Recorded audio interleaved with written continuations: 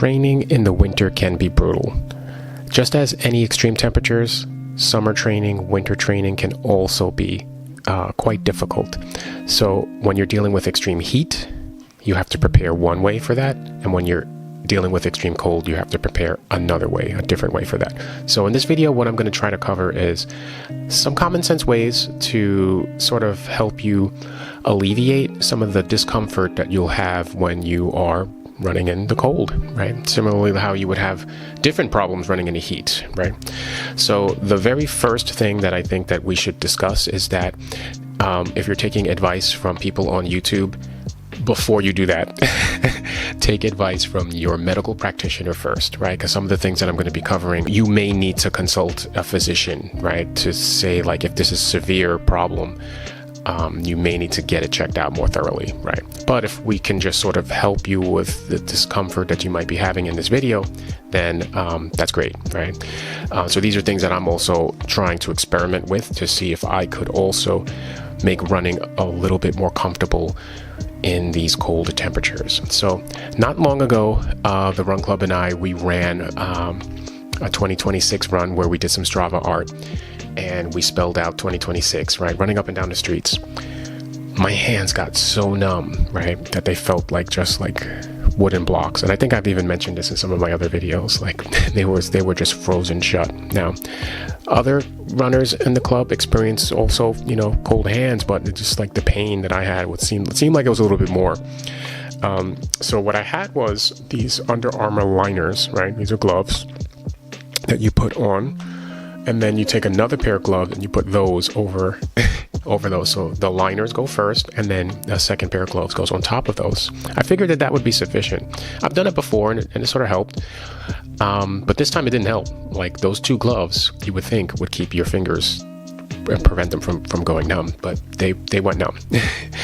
And when that happens, other things like when you are trying to, let's say, get on the train or go home, you can't get your keys and you can't get your phone out or your Omni card to pay for in New York City Transit, to pay for the ride because your hands are so numb you can't reach your phone, or you reach it and you just drop it because you can't necessarily feel properly, right? Or when you get to the door in your home, you can't turn the key, or turning the key hurts. So that actually happens to me, right? And it may be happening to some of you out there. So I mentioned first thing, gloves, right? These are basic common sense things. But you have to experiment with gloves, which are the right types that'll help you with the discomfort, right? So that did not help me. So let's talk about some other things. When I do get home, it does take me a while to sort of recover, right? The fastest thing that helped me recover is a warm beverage, right? I'm talking about tea, coffee, hot chocolate. You want to warm the inside of your body so that your blood flow kind of returns naturally. Do not jump in a shower and take a hot shower. A lot of folks do that. You don't want to shock your body that way. Plus frostbite, right, is a dangerous thing. You don't want to mess with this sort of thing. So what you want to do is let your body naturally come to normal circulation, normal temperature, and trust me, the pain will go away and you start to feel good again. And you're like, oh, I can move my hands. So warm beverages first, right? Some folks even say that they put their hands over something like warm, like they'll boil a pot of water and just sort of like have their hands over that. I don't recommend that either, right? Or flame, because remember, you can't feel properly, so you don't want to risk putting your hands like over a flame or over a hot thing, and then other kinds of damage you'll have. So just drink a hot beverage, okay? Trust me, it'll take a moment, but your body will start to acclimate and you'll feel good. Problem is, if you're outdoors, you know, it's going to be a problem unless you could find like a Dunkin' Donuts or Starbucks or something to go into where you could like order the beverage. But remember, you can't reach your phone. Your hands are frozen. You can't pay for the items properly. So it's going to feel a little bit embarrassing, right? So you want to avoid that situation entirely. So let's talk about some gadgets, right? So clothing, obviously, I wouldn't call that a gadget, but there's some things that I'm messing around with. So here I have ordered something on Amazon. Let's see if that'll focus. Well, it's Enjoy Nest hand warmer, right? What these are sort of like little USB devices and you charge them up. This is dual function. It's also functions as a flashlight. I'm excited to try this out. So I'm actually waiting for the temperatures to drop. It's been kind of warm, 40 degrees. So today would actually be a good day to run. So let's open this together. Pretty simple. It's just a box, and inside the box, there's a lanyard with USB cables inside. For you can charge it. It's dual USB-C cables in there so that you can charge both of these at the same time. So as a runner, you don't want to carry heavy things. So let me tell you right now how it feels in the hand. Is it light? It's light. It feels light. Now there's a little button here, power button. Don't know if you could see it. I don't know if this comes with any juice or I have to charge it, but like I said, it has a flashlight, so boom, you're at night. I think double pressing it does that, turns the flashlight on. I'll have to experiment with how warm it gets. It seems like it has some different modes, so I just tapped it right now, and I feel it. Oh, okay, tap and hold, and it turns red, and then you press 1, 2, 3 to get it to its maximum warmth, and it's heating up already. Now how long? And then let me see, double tap. Yep, this is kind of cool. Now what I'm gonna do is I'm gonna wear a liner, and I'm gonna carry this, so if it can go through the liner to keep my hands warm, that'll be great. So right now I have it at the highest setting, and I don't know how long it's going to take to get to its maximum warmness, but let me turn it off. This I'm going to have to take out with me on a run, and I'm going to charge it fully. So that's the goal, right? It's not heavy, so I'm going to put the lanyard on there, have it on my wrist, and take this bad boy out for a run. What's another thing that you can do to sort of help you with the fact that you can't feel your hands, right? Well, two things. Now this depends if you have a house or an apartment, right? But I have something called a switch bot. I'm going to put some B-roll in there so you can see. But a switch bot is essentially a company that makes these sort of like Internet of Things house devices, right? Automated house devices, so that you can like turn the lights on, off, open the door, that sort of thing, right? So here, this little blue tag is just an NFC tag. This is just a generic NFC tag. SwitchBot makes their own. I'm not sponsored, by the way. So it sounds like a commercial. SwitchBot makes their own NFC tags. You can see I'm not even using their stuff. This is just an NFC tag. You pair it with your lock, right? And I also have their doorbell. So what I do is I pair the doorbell to the lock, and the doorbell, you tap it on that, and then it opens the lock, right, for you. No battery on this. The only thing that will have a battery is the actual doorbell and the lock. So it's like, okay, what if I forget to charge those things? Well, then you may have some issues. Then I have this little thing. This one pairs directly with the lock, so you don't have to pair a video doorbell to a lock to use this, right? This is just open, close. So press the button. You probably just heard it just now. Close the door.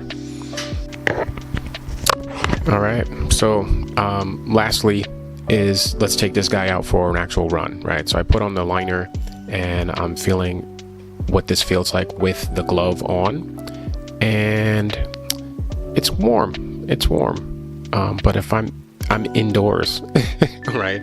If I go outside, these things might not be doing the trick. I have a feeling that these are not going to do the trick, but I'll give you my 100% reflection on whether or not this is going to be a success or a failure.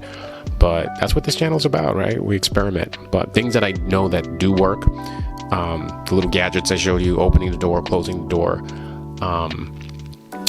have an Omni card so that it's something easy to slip in and slip out. It's basically like a credit card. So you could tap to go, and then you can get on the train, and you can get on the subway. You can do things like that.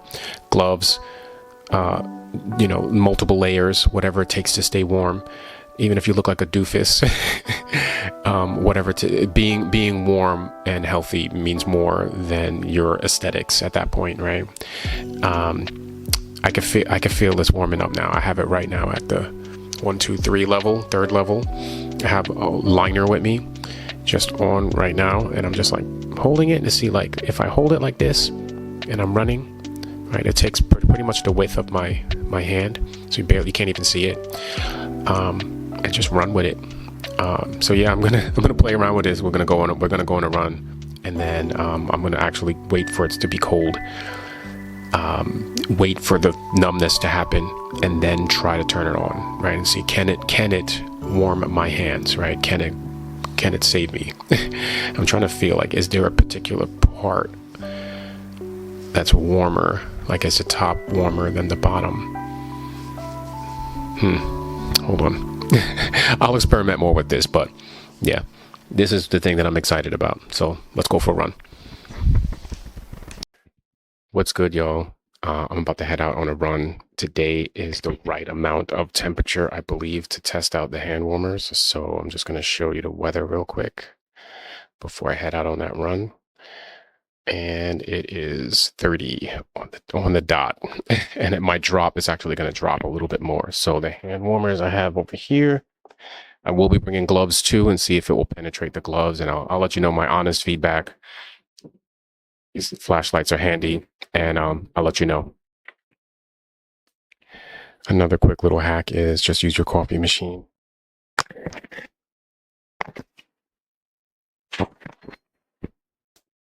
Just let it brew. And when you come back, it'll stay warm with the stay warm function. And you should come back and it should have some nice warm water so that you can decide if you're going to have hot chocolate or tea.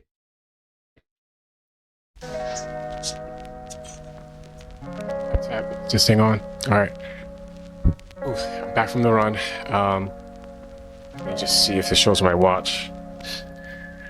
It says productive. I think it says productive. Yeah. I'm happy when it says productive. But talk about the device. So I wore the gloves and I turned these bad boys on, and it worked. It works. So I started to feel numbness, and I increased the temperature to the maximum. And yeah, I think that turn the gain down a little bit. I think that it does the job. So do I recommend it?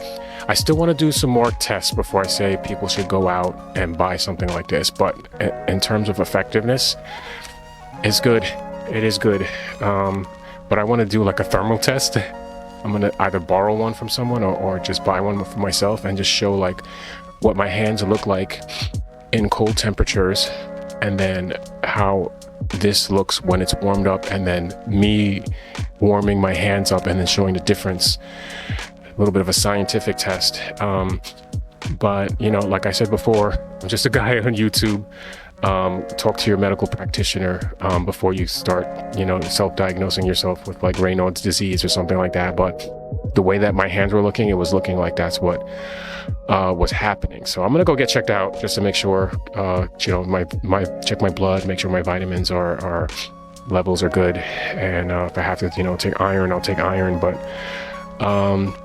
I'm happy with it. So just real quick, double press flashlight, and then when it's in flashlight mode, single press changes it to like dim, and then strobe light, which I like this mode when I'm running at night, and then one more is SOS. But you can't, this is what I was a little upset with, you can't, when you have it in the warming mode, so when you press it, it turns red, right? And then you press it again, it's two dots red, and then press it again, it's 3 dots red. But when it's like this and you do flashlight, you can't do the other modes, the other flashlight. It's just regular flashlight. But I'll accept that. And then it also doubles as a battery charger for your phone. So it does a lot, but then you would have to carry like a USB cable with you. But for me, for the runs, that's not what I'm using it for. And I wanted something that's like handheld.